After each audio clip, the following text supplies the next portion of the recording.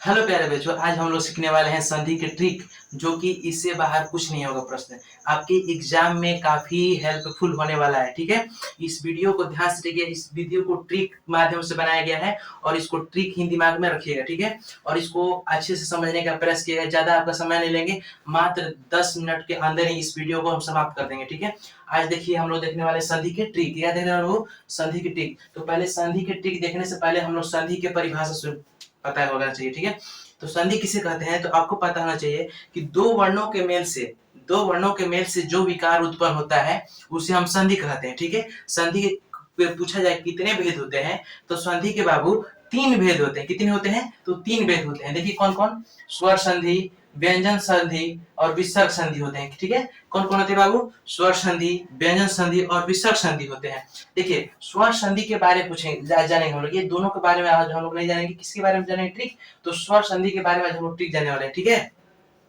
देखिए तो स्वर संधि के बाबू कितने भेद होते हैं पूछा जाए तो स्वर संधि के 5 भेद होते हैं। कौन कौन होते हैं? स्वर संधि के 5 भेद होते हैं। पहला होता है बाबू दीर्घ संधि, दूसरा होता है गुण संधि, तीसरा होता है वृद्धि संधि, चौथा होता है यण संधि, पांचवा होता है अयादि संधि। ठीक है, यानी कि स्वर संधि के 5 भेद होते हैं। ठीक है, आज पांचों बारे के ट्रिक सीखेंगे। वो किस पांचों को कैसे कैसे पहचाना जाएगा कि कौन कौन सा संधि है। ठीक है, तो पहला है बाबू दीर्घ संधि। दीर्घ संधि में अगर आ जाए, आ की मात्रा आ जाए, री की मात्रा आ जाए, बड़ी ई की मात्रा आ जाए या ऊ की मात्रा आ जाए तो उसको हम पहचान जाएंगे कि ये दीर्घ संधि है। देखिए पता करते हैं कैसे।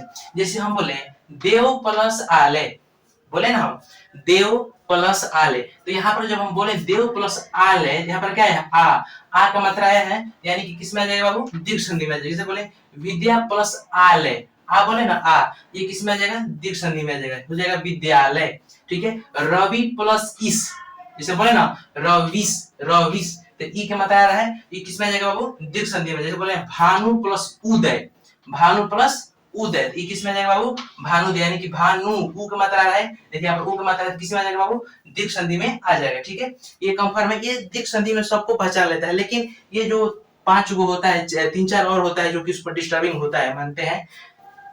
आइए दूसरा है कि गुण संधि। गुण संधि को पहचानने का सबसे अच्छा आसान तरीका है, कोई शब्द दिया है उसके ऊपर एक टिकी हो, एक टिकी हो या ओ लिखा हो या री लिखा हो। ठीक है, याद रखिएगा, अगर किसी शब्द के ऊपर एक टिकी हो या ओ लिखा हो या री लिखा हो तो उसको पहचान जाएंगे कि वो क्या है बाबू? गुण स्वर संधि, गुण संधि है। क्या है?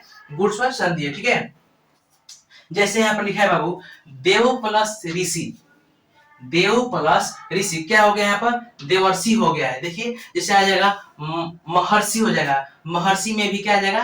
री आ जाएगा, महर्षि हो जाएगा, देवर्षि हो गया, महर्षि हो गया, और आपका आ जाएगा राजर्षि हो जाएगा। तो सब में जिसमें श्री श्री आ जाए, जैसे हम आपको बता दें, मान लीजिए और मार्कर ले रहे हैं हम यहाँ पर, जैसे कि देखिए हम बोले ना, यहाँ पर देखिए लिखा गया देवर्षि, अब देवर्षि की जगह यहाँ पर लिख दिया राजर्षि, राजर्षि, यहाँ पर राजर्षि आ जाएगा, महर्षि हो जाएगा। समझे बात के ना?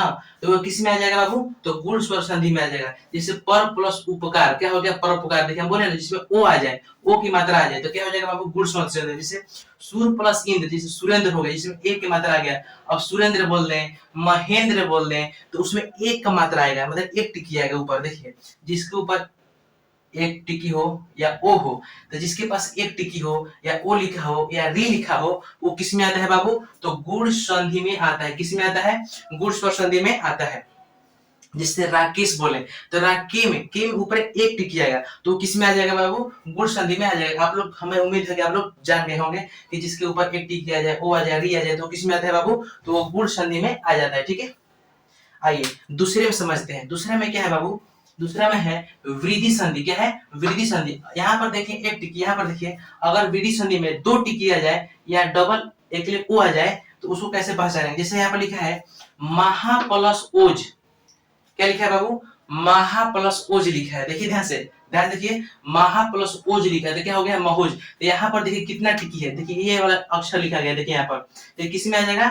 तो वृद्धि संधि में आ जाएगा। जैसे यहाँ पर लिखा है एक प्लस एक, अकेक, ऊपर कितना टिकी है? 2 टिकी है। ठीक है, तो क्या है बाबू? ये वृद्धि संधि में आएगा। जैसे हम बोले यहाँ पर अकेक हो गया, जैसे हम बोले सदैव, तो यहाँ पर सदैव लिखे, मान लीजिए यहाँ पर लिखे सदैव, यहाँ पर सदैव लिखे तो सदैव में ऊपर क्या है? 2 टिकिया नहीं आ रहा है, देखिए यहाँ पर भी 2 टिकिया आ रहा है, यहाँ पर दो टिकी नहीं, ये वाला जाए, यहाँ पर देखिए दो टिकी सदैव हो गया, सदैव हो गया, मान लीजिए सदैव नहीं तो तथ्य हो गया, जिसके ऊपर दो टिकी आ जाए वो आ जाए तो किस में आ जाएगा बाबू, वृद्धि संधि में आ जाएगा। ठीक है, आइए हम अब चौथा को पहचानते हैं। चौथा क्या है बाबू, यण संधि है ना। तो देखिए यण संधि यहाँ पर देखिए, जिसमें य व र आ जाए, य व र, देखिए कोई शब्द लिखा है, जैसे मान लीजिए यहाँ पर यही यह लिखा है, तो जिसमें ऐसा करके लगता है चिन्ह, इसका मतलब होता है कि जो यह लिखा गया है बाबू आधा लिखा गया है। क्या है, आधा लिखा गया है। जैसे यहाँ पर मान लिए, यहाँ पर हम प लिख दिए, प, तो प में ऐसे लगा देंगे, प क्या है, आधा है। कैसे जैसे हम लिखते हैं ना, प ऐसे प्याज, इसमें जो आधा लिखे आधा है, इसको हम ऐसे भी करके लिख सकते हैं प्याज। देखिए ऐसे प्याज, ऐसे भी प्याज सही है। ठीक है, ध्यान रखिएगा।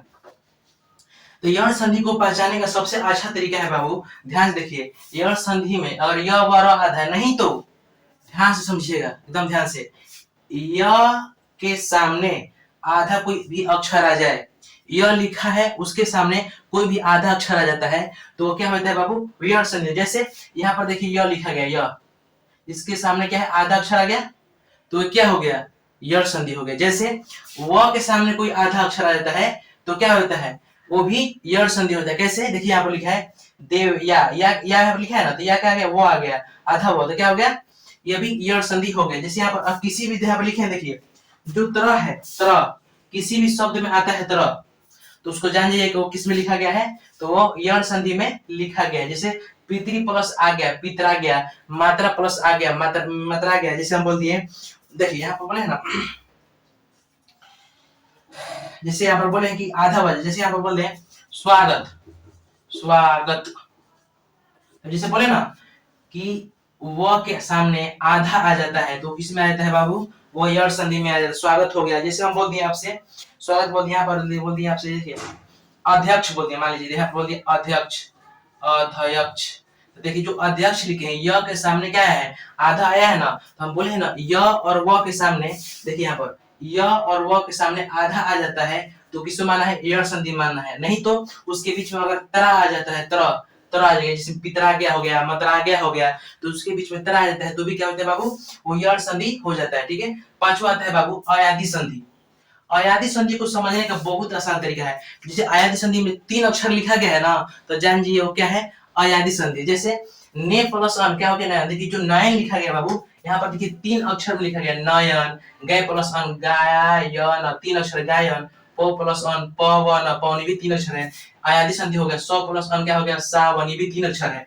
यानी कि तीन अक्षर को पहचानिए और जिसमें तीन अक्षर लिखा गया है वो क्या हो गया, अयादि संधि। नहीं तो य और व के पहले कोई आधा अक्षर नहीं होना चाहिए। अगर य और व के पहले आधा अक्षर नहीं है तो जान जाइए बाबू वो क्या है, अयादि अयादि संधि है। और नहीं तो तीन अक्षर से अच्छा है, तीन अक्षर जिसमें लिखा हो समझिए कि वो क्या है, अयादि संधि है। ठीक है, अगर वीडियो अच्छा लगा हो तो कमेंट करना नहीं भूलिएगा, आपको वीडियो कैसा पसंद आया, और इसको शेयर करना नहीं भूलिएगा। और वीडियो पर नया है तो चैनल को सब्सक्राइब जरूर कीजिएगा। और ऐसे ही ट्रिक आपको चाहिए समास जितने भी ग्रामर में है तो उसको पीछे कमेंट में नीचे लिख दीजिएगा, कमेंट में कि ऐसे ही और वीडियो चाहिए, तो मैं ऐसे ही लाता रहूंगा ट्रिक। थैंक यू, धन्यवाद।